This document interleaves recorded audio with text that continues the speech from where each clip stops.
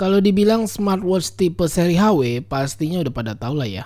Kualitas oke, display mantep, dan kali ini hadir kembali dengan tipe AMOLED-nya, HW66. Pastinya ini lebih baik daripada HW26 yang kemarin saya pernah review ya. Linknya saya taruh di deskripsi. Di bagian kemasan terlihat mirip-mirip seperti tipe HW26, cuma yang membedakan di bagian warna. Untuk di bagian belakang kita lihat ada spesifikasinya. Dan untuk di bagian dalam ya kurang lebih mirip-mirip ya di sini. Dia memakai aplikasinya Wear Fit.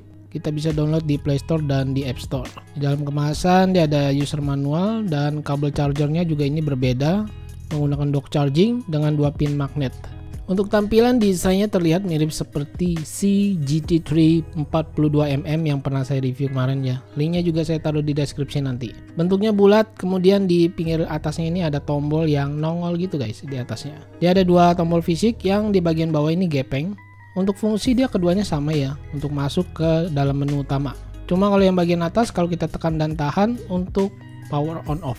Bagian materialnya sendiri menurut saya terbilang solid. Dia menggunakan case-nya ini dari alloy dengan finishing yang glossy. Jadi bisa meninggalkan fingerprint ya atau sidik jari. Di bagian belakang juga sama ya, warnanya glossy, cuma dia materialnya ini dari plastik. Di bagian sebelah kanannya dia di sini ada lubang kecil, fungsinya untuk mic. Untuk di bagian bawah dia ada lubang untuk speaker. Jadi dia bisa Bluetooth call guys, dan juga memutar music Bluetooth. Ini saya coba tes untuk suara dari speakernya.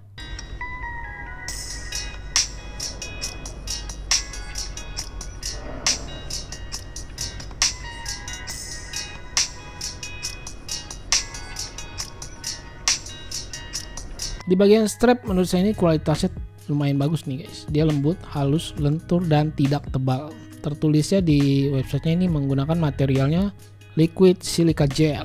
Di sini kita lihat ada 2 penyangga strap. Jadi kalau strapnya kepanjangan masih bisa kelihatan rapi ya. Dan buckle-nya dia materialnya ini dari logam. Untuk di bagian strap juga kita bisa buka pasang, ganti-ganti dengan model lainnya ya. Yang ukurannya ini saya coba ukur, dia 20 mm. Untuk beratnya sendiri kalau saya timbang hanya 56 gram aja. Ini cukup ringan sih menurut saya ya. Di bagian layar ini saya suka banget guys. Warnanya keren, dan di bagian pinggirnya ini terlihat dia cekung gitu ya guys. Curve namanya. Untuk ukuran displaynya sendiri ya cukup besar, 1,35 inch dengan resolusinya 420 x 420 pixel. Panelnya sudah menggunakan AMOLED pastinya, seperti yang tertera di depan boxnya. Untuk bagian pinggir kanannya ini kalau kita slide, ini ada split screen ya. Ya, ciri khas tipe HW gitu deh.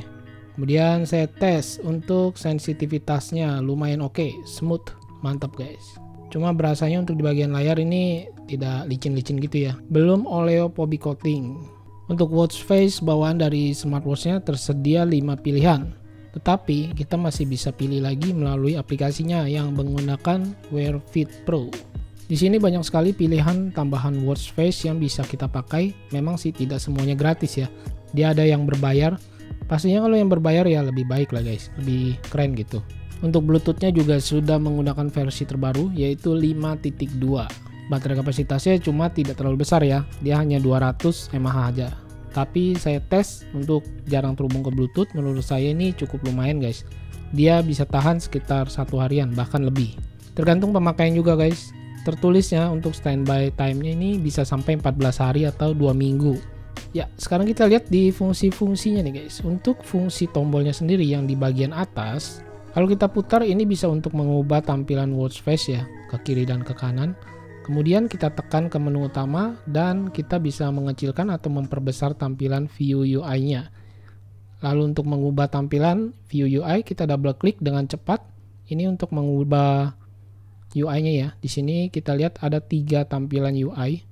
Lalu kalau di slide ke bawah ini tampilan menu shortcut-nya seperti ini, cukup rapi, keren, dan lengkap gitu ya kelihatannya. Di sini kita bisa aktifkan menu Bluetooth phone-nya. Lalu kita tap di sini untuk mengatur screen brightness. Ada di ND, dan kita slide ke atas untuk menampilkan notification masuk. Kita slide dari kanan ke kiri untuk menampilkan menu pintas ya, seperti music Bluetooth dan lain-lain. Di bagian akhir kita masih bisa menambahkan aplikasi dari smartwatch-nya langsung. Sekarang kita masuk untuk melihat ke fitur-fiturnya. Yang pertama pastinya fitur kesehatan. Di heart rate ini kita tes. Dia berjalan secara dinamis atau berkelanjutan ya, bisa dilihat ya. Dan kita cocokkan Ya, ini untuk pencocokannya dengan alat kesehatan agak lama nih. Kemudian kita lihat lagi di SpO2 atau blood oxygen. Dia juga sama ya, dia berjalan secara dinamis atau berkelanjutan, mantap. Dan terakhir ada BP atau blood pressure. Dia juga sama, berjalan dinamis, mantap ya. Tiga-tiganya fitur kesehatan dia berjalan secara dinamis dan berhentinya ini lama. Lalu di bagian fitur mode olahraga tersedia 15 sport modes. Di sini kita bisa lihat. Untuk di bagian bawah ini kita masih bisa setting target olahraga kita. Dan dia tanpa timer ya, langsung masuk. Kemudian saya slide dari kanan ke kiri untuk menampilkan music Bluetooth. Dia bisa terhubung ke TWS mungkin ya guys. Dan saya mau infokan ini smartwatch belum ada GPS ya. Jadi untuk menggunakan fitur GPS kita harus membawa smartphone kita. Fitur tambahan lainnya di sini kita lihat ada breathe, stopwatch, timer, lalu ada waiter, kalkulator, nih juga ada. Mantap, lengkap nih menurut saya guys. Kemudian kita lihat di bagian setting, ini race to wake kita bisa aktifkan langsung dari smartwatch-nya. Nah, ini untuk mengatur always on display atau AON. Di sini tertulisnya bisa sampai 20 menit AON-nya. Pastinya ini akan boros memakan daya baterai ya. Di screen time off-nya ini sampai 30 detik. Health reminder ini juga kita bisa aktifkan. Di bagian bahasa juga banyak pilihan bahasa yang bisa kita gunakan di sini, tapi tidak ada bahasa Indonesia. Untuk fungsi dari tombolnya bisa kita setting juga. Double klik kita bisa atur untuk menu pintasnya. Kemudian di long press-nya juga ini kita bisa fungsikan juga ya. Sound and vibration juga kita bisa atur suara atau getaran. Device name-nya menggunakan HW66. Kalau ada panggilan masuk dari WhatsApp, sayangnya untuk smartwatch ini belum bisa menjawab langsung ya. Jadi hanya notif aja seperti ini. Notifikasi telepon masuk dari telepon biasa, bisa angkat telepon langsung atau tutup telepon. Kemudian untuk menampilkan nama kita harus simpan dulu kontaknya di smartwatch-nya atau melalui aplikasinya ya. Di bagian chat WhatsApp dia hanya segini aja nih guys untuk tampilan menu karakternya ya, tidak bisa membaca banyak karakter, sedikit aja. Dan kalau saya pakai di lengan saya yang ukuran lingkarnya ini 16 cm cukup nyaman, pakai banget. Di bagian strapnya lembut, lentur dan tidak terlalu lebar. Lebar strapnya sendiri hanya 20 mm. Ketebalannya sendiri menurut saya sih agak tebal ya. Saya tes untuk race to wake, dia berjalan dengan baik walaupun memang bukan yang tercepat sih, agak delay menurut saya ya. Di bagian case-nya sendiri, kalau saya lihat sih agak besar di lengan saya. Ini saya coba ukur. Diameter case-nya 44 mm lebih. Sedangkan tinggi case-nya dari look to look ini 50 mm lebih ya. Dan tebalnya hampir 13 mm.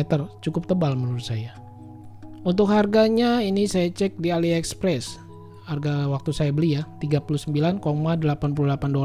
Dan dia ini ada 3 pilihan warna guys. Kalau saya rupiahkan ini sekitar 580 ribuan. Untuk harga ini sewaktu-waktu dia bisa berubah ya.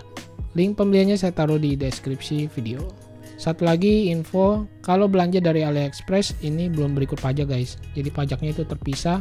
Ya mungkin buat kamu yang sedang mencari smartwatch AMOLED bisa teleponan, desainnya bulat, harganya lumayan terjangkau sekitar 500 ribuan. Itu belum pajak, mungkin kalau mau pajak sekitar 600 ribuan guys. Mungkin HW66 smartwatch ini bisa jadi pilihan untuk kamu. Jadi catatan untuk HW66 ini, satu hal yang tadi saya lupa sampaikan, ngecasnya ini agak lama guys, jadi harus bersabar ya. Oke, terima kasih banyak buat yang sudah menonton. Mohon maaf jika ada kekurangan dalam kata-kata guys. Tolong dibantu subscribe-nya dan nyalakan lonceng agar tidak ketinggalan video saya yang terbaru. Saya Freddy and see you next my video.